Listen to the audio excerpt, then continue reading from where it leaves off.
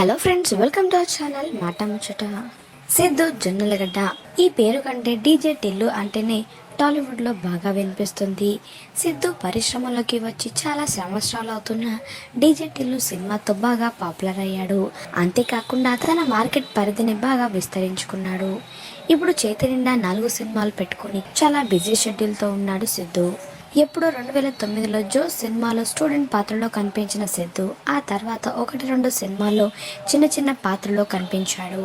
ప్రవీణ్ సత్తార్ తను తీసిన LBW life before wedding అనే సినిమాలో సిద్ధుని హీరోగా తీసుకున్నాడు. అయితే ఆ సినిమాలో కొంచెం అడల్ట్ జోక్స్ అందుకుంది.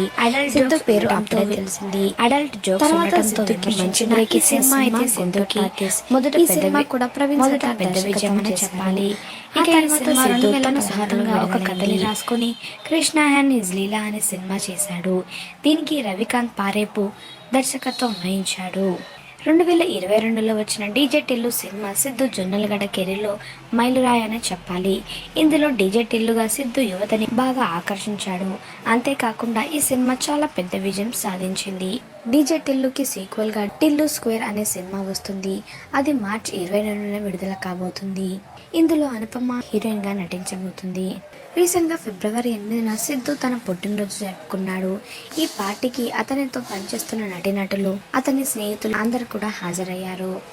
ఈ బర్త్డే పార్టీలో వైష్ణవి చైతన్య, సీరత్ కపూర్, ఈషా రెబ్బా, ప్రియాంక, అనసూయ, శివాని, శివాత్మిక, ఫరియా అబ్దుల్లా, అలాగే దర్శకులు చందు మొండేటి, నీరజ కోన ఇంకా చాలామంది నటీనటులు హాజరయ్యారు.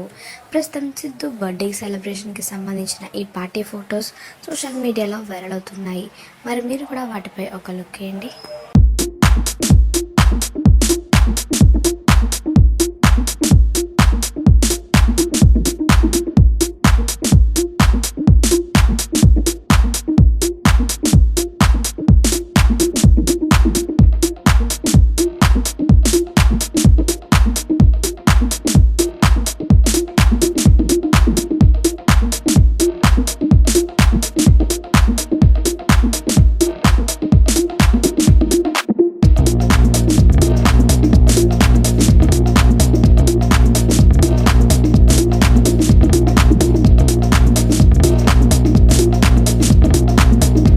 మాట ముచ్చట ఛానల్ని తప్పకుండా సబ్స్క్రైబ్ చేసుకోండి.